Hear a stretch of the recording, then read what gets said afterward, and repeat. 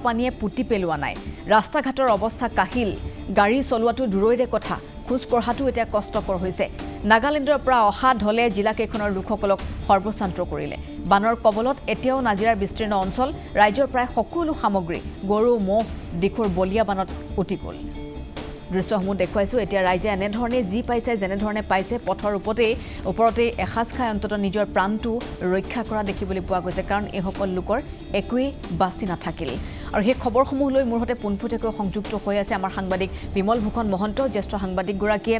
শিৱসাগৰৰ বিভিন্ন প্ৰান্তৰ খবৰসমূহ জনাবলৈ চেষ্টা কৰিছে নাজিৰাৰ বিশেষকৈ শিমলুগুৰিৰ খবৰ দি আছে মই মুহূৰ্তত বিমল ভূষণ মহন্তৰ কাষলৈ যাব বিচাৰিছো অবৰ্ণনীয় সেই ছবিসমূহ আকৌ এবাৰলৈ আমি দেখুৱাম চৰকাৰে সেই ছবিসমূহ চাওক বিভাগীয় কৰ্তৃপক্ষই সেই ছবিসমূহ চাওক এই মুহূৰ্তত মই উপস্থিত আছো অভয়পুৰীয়া গাঁৱত এটা দুখজনক খবৰ এই যি বিধ্বংসী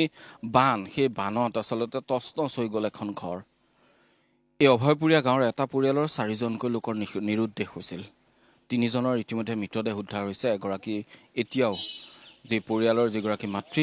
তেওঁৰ এতিয়াও মৃতদেহ উদ্ধাৰ হোৱা নাই তাক লৈ ইতিমধ্যে চিন্তিত পৰিয়ালবৰ্গ প্ৰশাসন কলৈ গ'ল আজি প্ৰায় 5 দিন হ'ল দেওবাৰৰ পৰা কিন্তু আজিলৈকে কোনো ধৰণৰ তথ্য তেওঁলোকে উলিয়াব পৰা নাই পৰিয়ালৰ যিগৰাকী মুৰব্বী তেখেতো আছে তেখেতৰ ঘৰলৈ এতিয়া যাব পৰা পৰিৱেশ এটা নাই তেখেতৰ যিটো পথেৰে তেওঁ ঘৰলৈ যায় সেই ঘৰটোত এতিয়াও প্ৰায় এককালৰ অধিক পানী আছে আৰু যি কাৰণে তেখেত এতিয়া পথৰ কাষতে আছে তেখেতৰ পৰিয়ালৰ অন্যান্য যিসকল লোক সেইসকলে তেখেতৰ লগত এতিয়াও আছে আমি তেখেতৰ লগত অকণ কথা পাতিবলৈ চেষ্টা কৰিম আপোনাৰ গা মূৰ এতিয়া কেনেকুৱা ভাল নহয় আপোনালোকক এতিয়া প্ৰশাসনৰ সহযোগিতা কেনেকুৱা পাইছে প্ৰশাসনৰ ঠিকে পাই আছোঁ এতিয়া ঠিকে পাইছোঁ এতিয়া ক'ত আছে মই ৰাস্তাৰ ওপৰতে আছোঁ বাকী যি 3জনৰ মৃতদেহ ইতিমধ্যে উদ্ধাৰ হ'ল তেওঁলোকৰ পোষ্টমৰ্টেম বা বাকী প্ৰক্ৰিয়াখিনি সম্পূৰ্ণ হ'ল সেইখিনি হ'ল বুলি কৈছে আপোনাৰ পত্নীৰ সন্ধানত এতিয়াও অভিযান চলি আছে চলাই আছে বুলি কৈছেহে মই যোৱা নাই স্পটলৈ বাকী এখেত দাদা হয়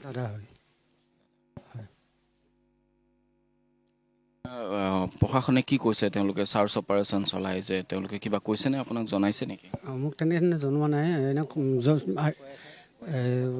ডেড বডি জ্বলাইছে বুলি কোৱা শুনিছোঁ আৰু মোৰ ভজিয়া ছোৱালীজনী কৈ আছে কিন্তু প্ৰশাসনৰ মানুহৰ লগত মই তেনেকৈ টান্স কৰা নাই বা মই যাব পৰা মোৰ অৱস্থাও নাই আপুনি এতিয়া তেখেতৰ লগতে আছে লগতে আছোঁ এতিয়া আমি এদি দেওবাৰৰ পৰা লগতে থকা হৈছে লগতে আছোঁ কি কৰিব দুৰ্ভাগ্য এনেকুৱা বলিয়া বানে যে এনেকুৱা এটা কৰিব একেবাৰে মানুহতে ইমান এটা কষ্ট তেনেকেই আৰু থাকিবলগীয়া হৈছে এতিয়া তথাপিতো এটা মৃতদেহ উদ্ধাৰ হোৱা নাই যিয়ে নেকি তেওঁলোকৰ মাতৃ মোৰ ভাই বোৱাৰী ভতিজাহেঁত হৈছে তেনেকুৱা হৈছে কি কৰিব গাঁওখনৰ প্ৰতিজন লোক আজি ম্ৰিয়মান প্ৰতিজন লোক শোকবিহ্বল কাৰণ গাঁওখনৰ দুজনকৈ সফল ডেকা এগৰাকী যুৱতী এগৰাকী মহিলা হঠাতে নাই বুলিয়ে নোহোৱা হৈ গ'ল কোনো কেতিয়াও কল্পনা কৰা নাছিল যে এনেকুৱা হ'ব আৰু পৰিয়ালৰ সেইকণ সময়ত হোৰাহুৰে পানী বাঢ়ি আহিছে তেওঁলোক ঘৰৰ পৰা ওলাই আহিছিল আৰু ওলাই অহাৰ সময়তে তেওঁলোকে ভাবিছিল যে ওখ ঠাইলৈ যাওঁ বুলি যি ওলাই আহিছিল কিন্তু সেই প্ৰবল যি দৰিকাৰ সোঁত সেই দৰিকাৰ সোঁতত এক প্ৰকাৰ তেওঁলোকৰ থানবান হৈ গ'ল এডাল বাঁহ দিছিল সেই বাঁহডালতে ধৰি তেওঁলোক সকলো একেলগে পৰিয়ালৰ আটাইকেইটা প্ৰাণী একেলগে আগবাঢ়ি আহিছিল কিন্তু হঠাতে হাত পিছলি গৈছিল এগৰাকীৰ আৰু তাৰপিছত তেওঁলোকৰ এই দশা যে সেই যি হাত এৰাই গ'ল তাৰপিছৰ পৰাও এতিয়া সন্ধান পোৱা নাই আমি পৰিয়ালৰ এগৰাকী মহিলা সদস্য আছে তেওঁৰ লগতো কথা পাতিম তেখেতেই গোটেই প্ৰশাসনৰ লগত সকলো যোগাৰ প্ৰশাসনৰ লগত যোগাযোগ সকলো ব্যৱস্থা কৰি আছে বাইদেউ কি কৈছে প্ৰশাসনে এতিয়া প্ৰশাসনে যিমানখিনি পাৰে সহায় কৰি আছে এতিয়াও যিটো বডি পোৱা নাই আহিব মানে বুটখন আহি আজি আকৌ চাই দিম কৈছে 3টা অলৰেডি পালোঁ আমি আৰু এটা পোৱা নাই মানে যিকেইটা মৃতদেহ তেওঁলোক উদ্ধাৰ হৈছে তেওঁলোক সেই 3জন ভাতৃ ভগ্নী তেওঁলোকৰ অন্ত্যেষ্টিক্ৰিয়াৰ প্ৰক্ৰিয়াটো কি কেনেধৰণৰ প্ৰথমতে 2জন পালোঁ আমি সেই 2জনক জয়সাগৰত পোষ্টমৰ্টম কৰা হ'ল পোষ্টমৰ্টম কৰি শিৱসাগৰতে দাহ কৰি থৈ আহিলে ভিনীয়েক আৰু এজন গৈ লগত তাৰপিছত কালি আকৌ ভণ্টিক পালোঁ নহয়, ভণ্টিকো সেই পোষ্টমৰ্টম কৰি শিৱসাগৰতে, ইয়াততো জেগা নাই কৰিবলৈ, বডিটো থৈ দিয়াও সম্ভৱ নহয় ইমান দিন, সেইকাৰণে তাতে কৰিলে। আজি আকৌ মাহী কেতিয়া কি হয় পায় নে নাপায় চাব লাগিব। এতিয়াও গাঁওখন ওলোৱা নাই। গাঁৱৰ ৰাইজ সকলো যদিও এই গোটেই উদ্ধাৰ অভিযানত জড়িত হৈ আছে, কিন্তু গাঁওখন এনে এটা পৰিৱেশত আছে যে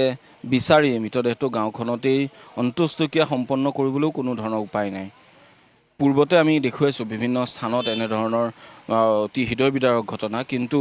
এইখন জিলাত, শিৱসাগৰৰ নিচিনা এখন জিলাত এনেধৰণৰ এটা ঘটনা কেতিয়াও পূৰ্বতে ঘটা নাছিলে, বা প্ৰথমবাৰৰ কাৰণে একেটা পৰিয়ালৰ 4জনকৈ আচলতে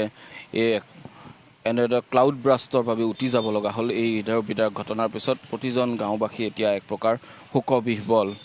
কিন্তু এতিয়াও সকলোৰে এটাই চিন্তিত হৈ আছে যে ক'ত গ'ল মহিলাগৰাকী, তেওঁক আচলতে কিজানি ক'ৰবাত লাগি ধৰি আছে নেকি, নে উটি গ'ল, এই কথাটোৰ কোনো নিশ্চয়তা নাই। যি কাৰণত এতিয়া পৰিয়ালৰ লোকসকল আকৌ আগবাঢ়িছে। কেইবাজনো যুৱক তেওঁলোক পানীত নামি বিভিন্ন স্থানত বিচাৰিবৰ কাৰণে তেওঁলোক গৈছে। যিহেতু সোঁতটো কমিছে, এতিয়া কিছু দ হ'লেও 10 স্থানত হ'লেও তেওঁলোক নামিব পাৰিব। পূৰ্বতে যথেষ্ট সোঁত আছিল, আচলতে সেই দৰিকাৰ সোঁতৰ বাবে তেওঁলোক নামিব পৰা নাই। আজিও যদিও দৰিকা আচলতে বিপদ সীমাৰ ওপৰে বৈ আছে, কিন্তু দৰিকাৰ সোঁতটো কিছু পৰিমাণে হ্ৰাস হৈছে, আৰু সেইকাৰণে তেওঁলোক নামিব পাৰিম বুলি গাঁৱৰ একাংশ যুৱক, পৰিয়ালৰ একাংশ আচলতে ইতিমধ্যে আগবাঢ়িছে। আশা কৰোঁ আজিৰ দিনটোত, কালি যিহেতু যুৱতীগৰাকীৰ মৃতদেহ উদ্ধাৰ হৈছে, আজিৰ দিনটোত যদি মহিলাগৰাকীৰ মৃতদেহ উদ্ধাৰ হয়, তেন্তে নিশ্চয় এই যি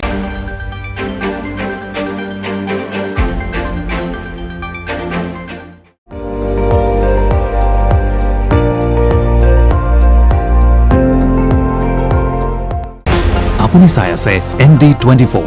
সৰ্বশ্ৰেষ্ঠ নহয় সৰ্বোত্তমৰ দৌৰত।